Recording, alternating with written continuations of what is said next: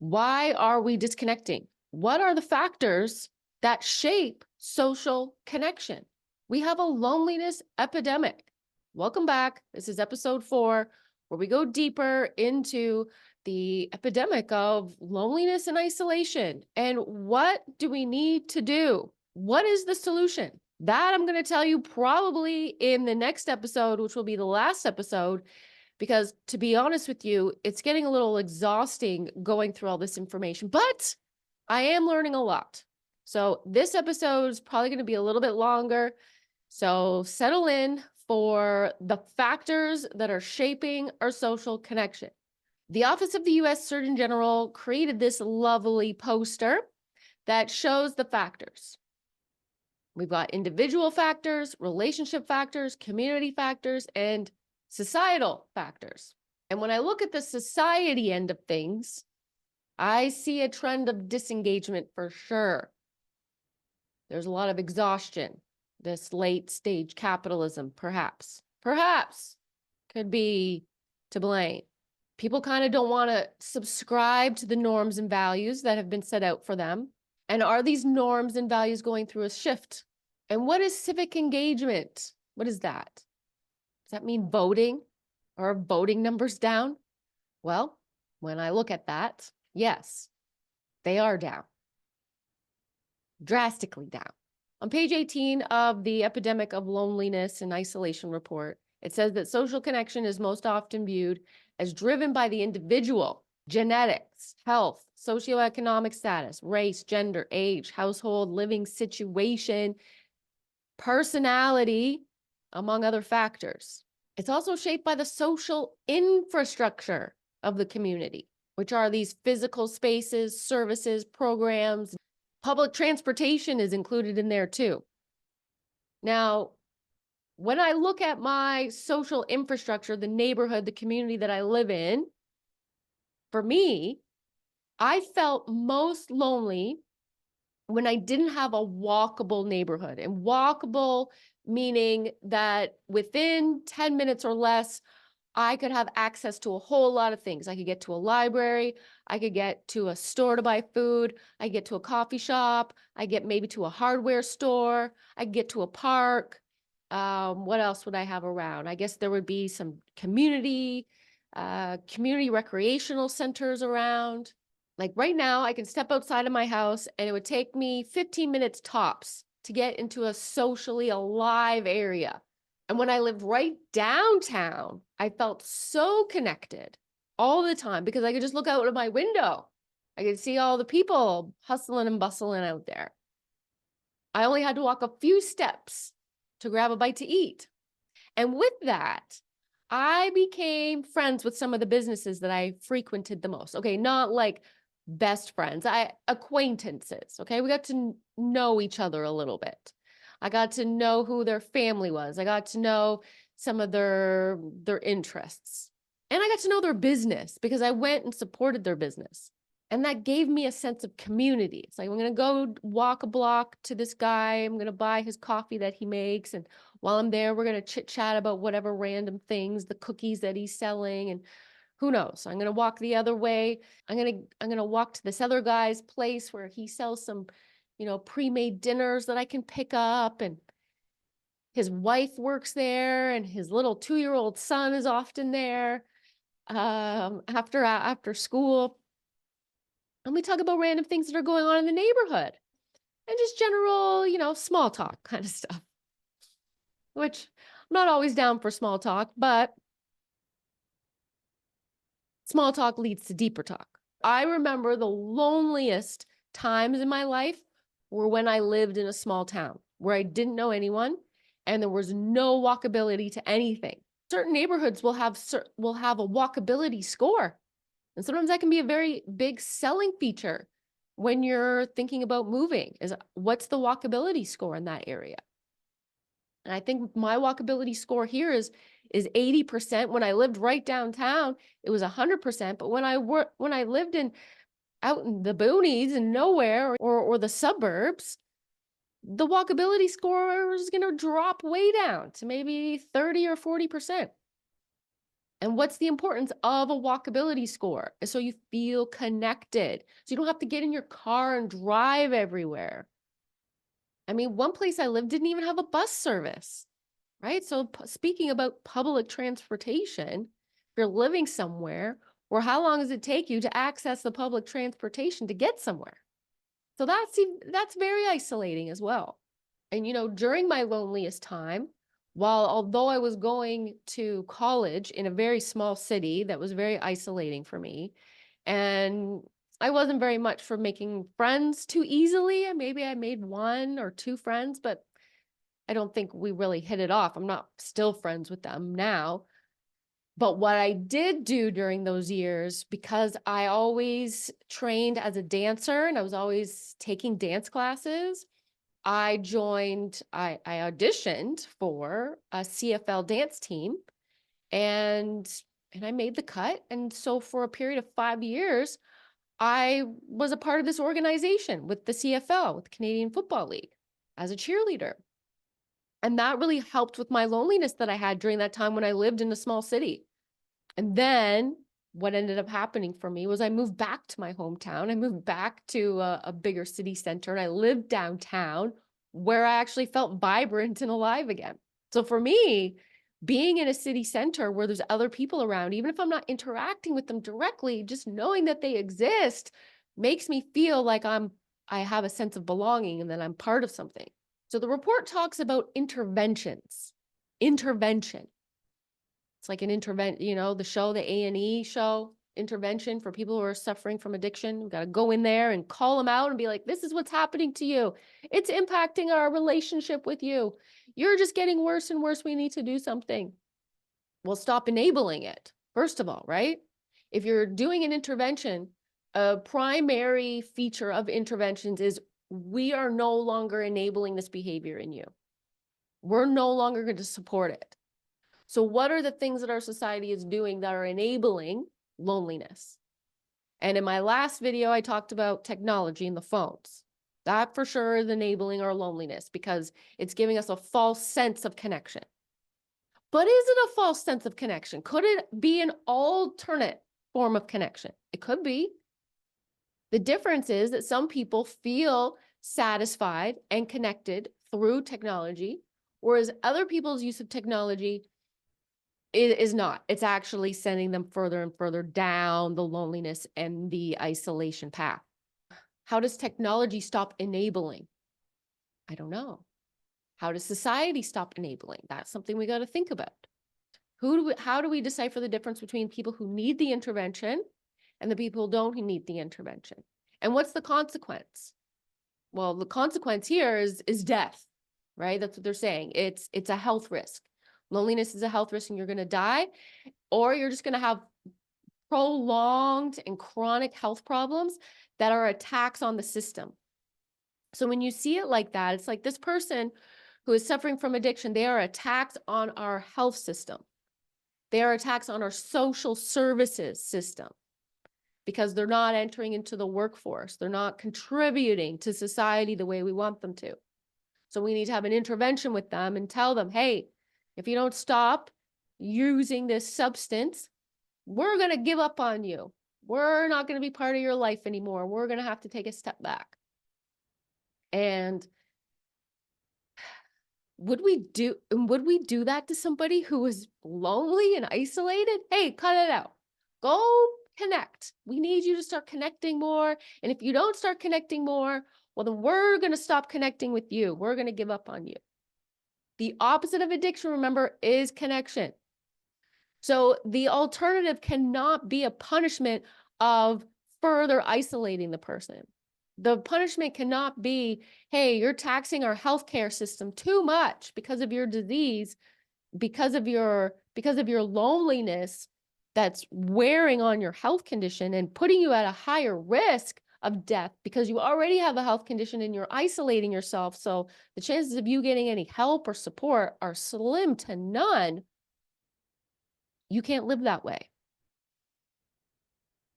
Did you ever consider something called slow suicide? It's kind of what it is. People who are involved in addictive behaviors, it's a slow suicide. They're giving up on themselves. They have given up on themselves. And each day that goes by, more and more, they're giving up to the point where their health deteriorates, their relationships deteriorate, and it's kind of like they don't care. They've lost hope. They don't care. They don't feel like they have a sense of belonging. They don't feel like anyone loves them. They certainly don't love themselves. And they don't feel good about themselves. They don't feel like they have any purpose. What's the point? And they're giving up. Okay. So it's like, do you want to look at the suicide numbers, the people who are dying every day at their own will, and the people who are slowly dying every day at their own will? I know it's sad, but this is the face of our reality. I mean, being alive is a lot of work. It requires a lot of skill. It requires a lot of patience. It requires a lot of personal growth and self-love. And if you don't have all those things to stay alive, then what's your alternative? Giving up. I know it sounds so depressing, and it is, okay? This is a very depressing topic. That's why what did I get myself into here with the loneliness report? Because every time I make these videos, I'm just like, oh God. But keep in mind, there is a solution, okay? There really is. But it has to come from us first. It has to come from those people who are lonely, who are isolating, to come forth and say, this is what my barrier is. This is what is holding me back. This is my obstacle. And a lot of times their obstacle are their thoughts, the way they think about themselves, their limiting beliefs that no one loves me, I am unlovable, life is not worth living, I have nothing to live for, what is my purpose, what is the point, I can't figure it out, I don't know who I am. That is it. What is my purpose? Because when you're lonely and you're isolated, what that tells me is this is somebody who has lost their purpose. And perhaps they lost their purpose when they experienced personal loss of a loved one, of a relationship, of a job, or even just of a physical ability, right? They lost that. And they're not going to be able to get that loved one back. They're probably not going to rekindle that relationship. That job is gone forever. That part of them that they lost is gone forever. And it's very difficult to be able to show up for someone. And that person needs connection. Yes, they do. And more than connection, they need compassion. That's what they need. They need compassion and connection. They need to step outside their door and have a sense that people in this world are kind and people in this world care. Who are we getting the impression that they don't care is the government. I think it's the government that needs the intervention. Hey, we need to give our government an intervention because we don't want to keep enabling them to keep creating environments that are contributing to everyone's poor mental health. It's the health organizations in terms of how they've chosen to respond to people's mental health that needs an intervention. It's the big corporations that need interventions. We're looking at the epidemic of loneliness and isolation when we should be looking at the epidemic of mental health. Everybody has mental health. So it's like the epidemic of the ignorance towards mental health. That's what the epidemic is, really. The epidemic is not of loneliness and isolation. The epidemic is of the ignorance toward mental health. That's it right there. And the ignorance that our mental health is what is causing our physical decline, not the opposite. It's not because I have physical ailments that are causing my poor mental health. No, it is my mental health that declines my physical health. I mean, the majority, I think the majority of people already know that. But when I read this report, it makes it seem like that's some new discovery. It's like, oh, because they're saying it doesn't matter who the socioeconomic status is, it doesn't matter the race, it doesn't matter the age, it doesn't matter any of those things. No, because mental health is broad. Mental health doesn't discriminate in that way. But we discriminate people who have mental health struggles, you know?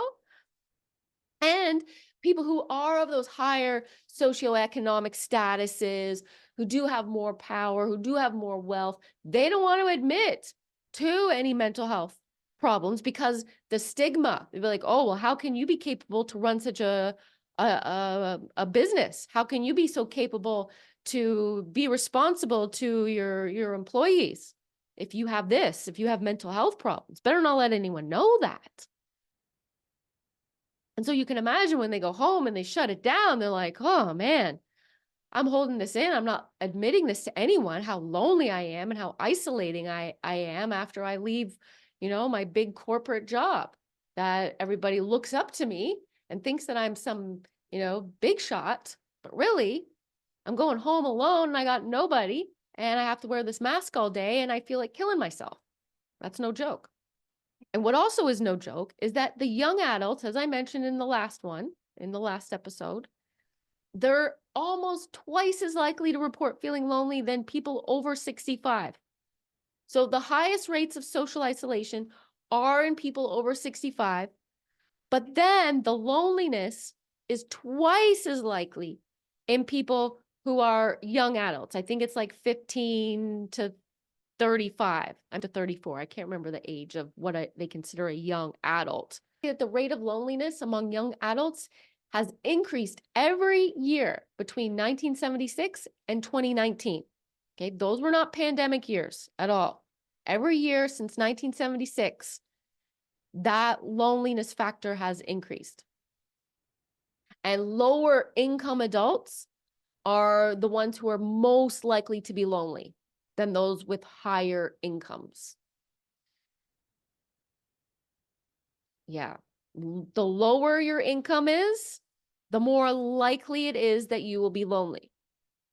So that totally goes against what they're saying, that it doesn't matter what, income bracket you're in, that it affects everyone equally. No, it doesn't. It's not affecting everyone equally. It's not affecting everyone equally. It's affecting disproportionately people who are in lower income brackets. 63% of adults who earn less than $50,000 a year are lonely. So that's well above half. And why are they lonely? Because they're stressed out. They're financially struggling to make ends meet. $50,000 a year, gosh, that's below, what is the poverty level? Didn't they set the poverty level at 40,000? I think that's what it is in Canada anyway. Let me just do a quick check on what that is. 25. What year is that? 2023. So in June 2023 for Canada, low income threshold is 25,000 for a single adult household. Single adult.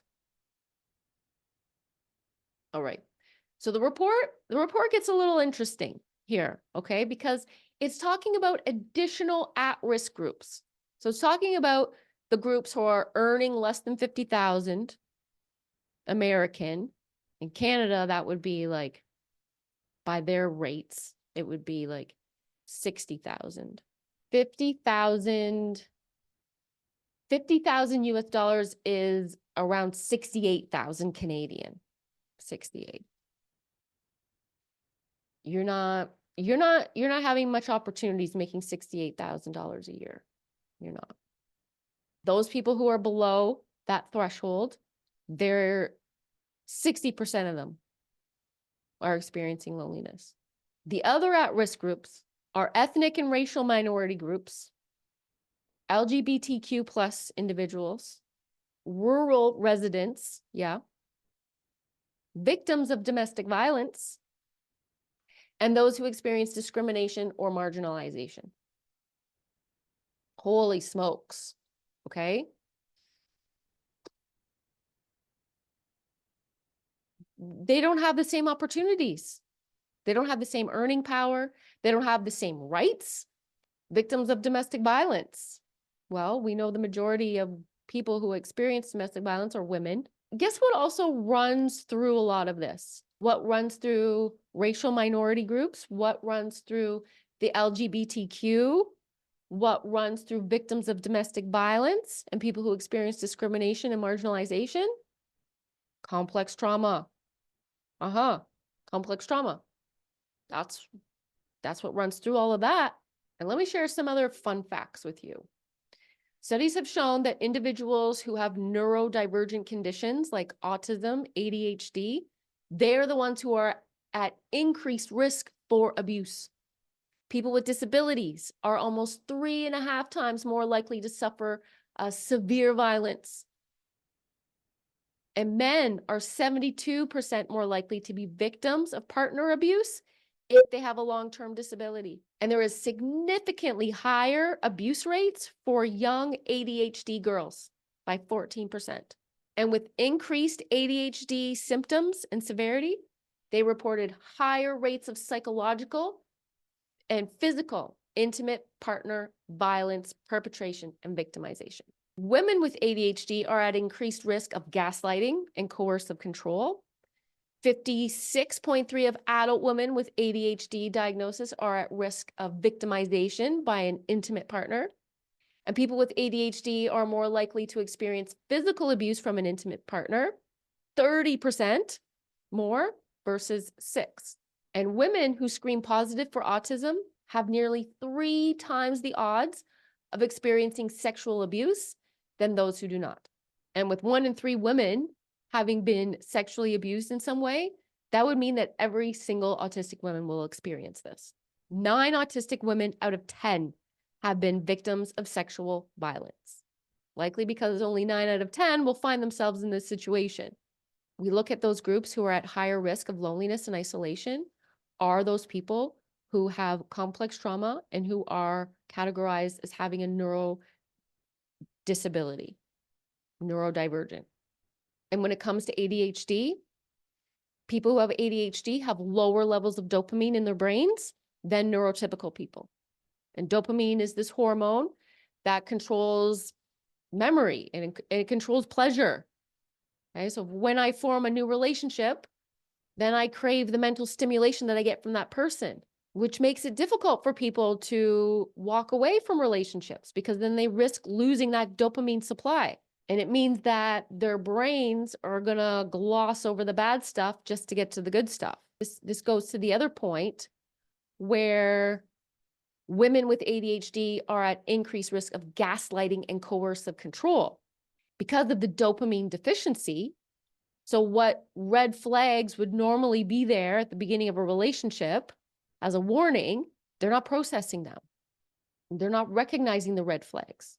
And also is true is staying and saying yes to things that they don't want to say yes to for fear of losing the person that they were getting that stimulation from, that they were getting that dopamine release from. So we get dopamine hits from relationships, even the ones that are not good for us. And we get dopamine hits from technology. Americans are spending an average of 6 hours a day on digital media. And 1 in 3 US adults over 18 say that they are online almost consistently, almost constantly. Now, a super weird thing that I saw the other day on TikTok, and this is in China, I think, was this girl talking about getting an AI boyfriend.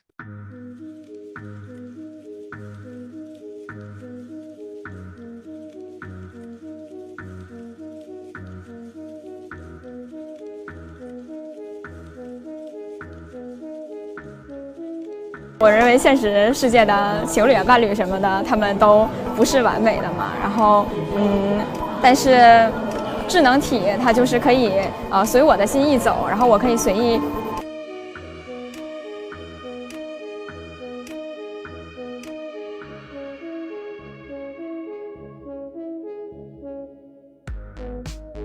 这种情况下，并不是每个人都那么幸运，他的朋友、家人可以24小时的陪伴他。那在这种情况下，我觉得 AI 虚拟人就很好的满足了这个需求。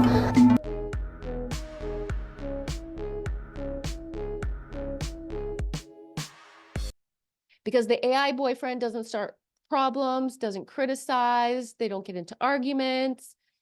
It's always, the AI boyfriend always makes her feel good and feel loved, and it's her preference. She likes it.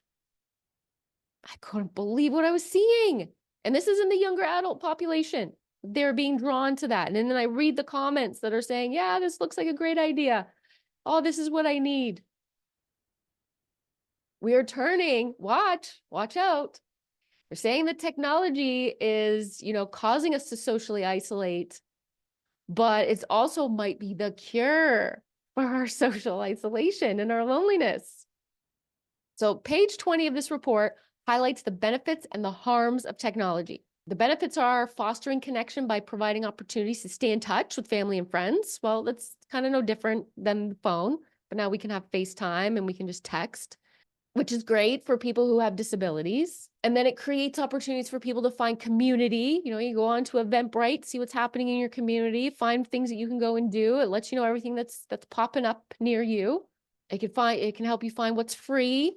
Okay, so these things already exist. There's always something going on that you can look into. Go for a little walking bird tour. Go for a little meet and greet, play some board games, go and sit in a poetry group, go join a book club. Okay, all these things exist. They're there. Why aren't we using them though? Who are the people that are going there? People that are going there are probably the majority who are not neurodivergent people. That's my guess a little bit. Anyway, the harms of technology are that it displaces in-person engagement. It monopolizes our attention. It reduces the quality of our interactions, and it diminishes our self-esteem. But let's face it, if it wasn't technology, it would be something else. It's always been something else. I'm sure they said the same thing about radio when radio was first involved. You're always sitting in front of that radio, listening to the radio shows. And then it was TV. You're always sitting in front of that TV. It's going to burn your eyes. You're going to go blind if you sit too close to the TV. Remember our parents would tell us that? You're too close to the TV. It's going to ruin your eyesight. Go out and play with your friends. And then the videos came, right? Nintendo, ColecoVision. I had that one. And you'd be sitting there playing those games forever. Technology's always been around. The TV was invented 100 years ago. People were bored and lonely and wanted some entertainment. Maybe they were feeling isolated back then too, right? That was the time of the Great Depression was about to erupt. No different than the time that we're in now. They invented the TV 100 years ago, and now here we are with more than we could have ever imagined. So let's face it, like I said, there's always going to be something. And what it represents though, okay, what these things represent are ways for us to regulate our nervous system. Like, would I rather subject myself to a relationship with somebody who wasn't healthy for me, where there's all these red flags and I get gaslighted and I get invalidated and I get mentally abused and maybe physically and sexually abused by this person? Or I could go to my AI boyfriend. Just joking. Like, I would never do that. Hey, cool if you like that. If you're going to do that, if that works for you. We have videos. We have people that are talking to us on YouTube. We have phones. We have all sorts of things that are at our fingertips to also regulate our nervous system, to also feel calm, to also give us that hit of dopamine. And what's worse, right? If we're thinking of harm reduction, because you're going to notice the difference between how we're all using technology, right? It's like we were taught, you go for a dinner and everybody has to put their phone in a basket. I think we're starting to understand our limits. And if I'm going to hang out with a friend, we're going to go for dinner and we're hanging out for the night, our phone is away.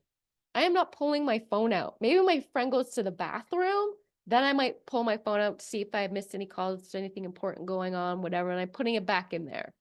I'm trying to be present. But there's some people that we interact with and they're not able to do that. They are constantly on their phone, even when we're interacting with them. That is, that's a sign of a phone addiction. That's a real thing. I heard a lady talking about some problem she had with her thumb. She had scroll thumb or something, like, because she admitted, she goes, I have an addiction, and it's kind of weird, but I have this phone addiction, and it caused my thumb. Now I have to wear this, like, this thing on my thumb to correct it because I've been scrolling too much. And she would say, it's because she was feeling lonely, and that's what she would do at night. The other harm, there's other harms of online bullying. People are getting harassed online. People are feeling bullied online. And the thing is those things would happen in real life, but now they're happening behind a screen. And sure, we can just block the person, right? We can report the person. We can write back to the person, tell them to leave us alone. It's very different than in person, but bullying is bullying. It's just changing the face of what it looks like. And the results may be more exacerbated because it's done behind the scene. And, maybe they're going to get away with saying more that they wouldn't actually say to your face. And here's the other thing that's going on in communities that the report speaks about: volunteering and contributing to your community, right? Getting out there, contributing to your community. But those lonely people can't because they're too burnt out, is what I say. Or they're fearing being judged and they don't want to go out there in the world, or they have physical disabilities that prevent them from volunteering, or they just don't feel socially adept enough to volunteer and interact with others because it's a part of a mental health condition that they have. And then I know for myself, the volunteering opportunities that are out there, sometimes they're full. Do you guys need volunteers? No, we don't need volunteers. There's a wait list to volunteer. The ones that are great, like if you want to volunteer at a dog shelter, be a dog walker. I wanted to volunteer at a community garden. They had too many volunteers, too many people. Most times, those are the people who are volunteering for everything. They're getting all the opportunities. It's like there needs to be a little criteria, like, are you lonely and isolating right now? No, then you don't need to volunteer. Are you lonely and isolating? Yes. How long? I've been isolating and lonely for my whole life. Okay, you're in. I've only been lonely and isolating for a few months. Okay, well, you'll have to join the wait list. How's that going to be? You think that would be a good idea? I don't know. But what they also do in our Canadian schools, at least in Ontario, is they make volunteering mandatory to graduate from high school. You have to put in like 40 hours of community service. You have to do it. It's mandatory. The people that I used to supervise on probation, they would be court ordered to complete so many hours of community service. Give back to the community. You rob from that store, you're not only going to have to pay, provide some restitution, but you're also going to have to give back to the community that you robbed from. And you're going to need to do 100 hours of community service. Where are you going to do that community service? You're going to go to a thrift store. You're going to sort some used clothes and you're going to put them on hangers. That's what you're going to do. That is your punishment. That is part of your punishment. That is part of your sentence. Like, what kind of message are we sending with that? Would I be doing this if it was my choice? No. But guess what though? Here's a cool thing. Here's a cool thing that happens. Very rarely though, very rarely, is some of them will say, oh, I'm going to continue volunteering there. I don't have to anymore, but I'm going to keep doing it. That is so rare. That's like 1% of the people who would do that. Other people who would want to turn their volunteering into a job. Okay, that's cool. If you could turn that into a job, but that rarely happened either. That was like so rare. Volunteered somewhere and then got a job from it. Like, never happens. Okay, I'm just going to skip right over all the information that they provided about COVID-19 pandemic, because it's clear that that's not the cause of what is going on here, because the decline has been going on since 1976. What happened in the 70s? A whole lot of liberation movements, freedom movements that took place during that time. That's when I was born. I was born in 1976. It's also the year of the fire dragon. Okay, we're fierce. But you know, it did cause some of the workplaces to shift. Frontline workers had a different experience than those who could work from home. Parents who are managing their own work and their own children's online school had a different experience than single young people who were then unable to interact on, in person with their friends. And my friends who were teachers, they had the most difficult time. While their kids were at home learning online, the teachers had to be teaching their classes online. And teaching online takes away from how kids learn best, which is in person. Although I think there was a lot of kids too that actually did way better learning online because they didn't have to go to school to interact with the other kids who were constantly judging them and shaming them and bullying them and, giving them the side eye and feeling the harsh judgments. They didn't have to go to school and face that. They could just work online and it was way more comfortable for them. So there was a lot of kids that actually benefited from that shift. And we see how online programs are so much more accessible. So what a great thing that came out of it.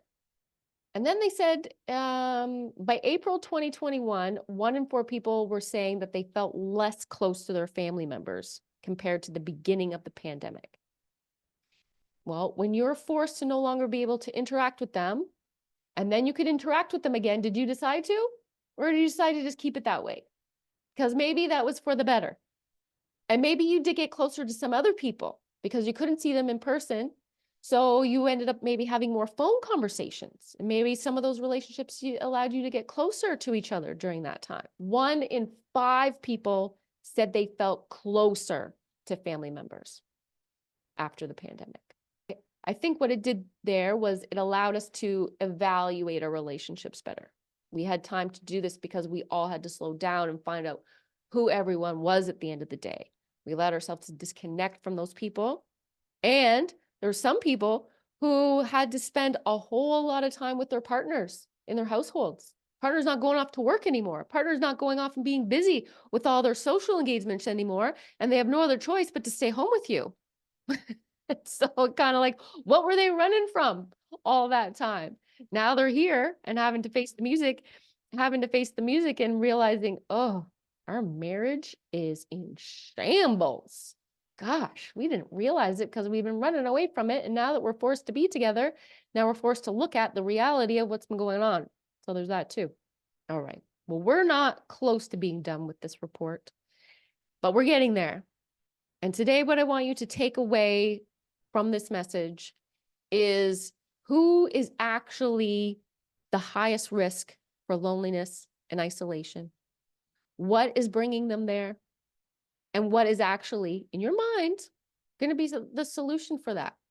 Because we want to be solution focused. We're talking a lot about the problem. There's a lot of problems that we're bringing to the table, but what is the solution? So for the next episode, we're going to look at what they call the 6 pillars to advance social connection. I'm going to break that down, and then I'm going to give my recommendations.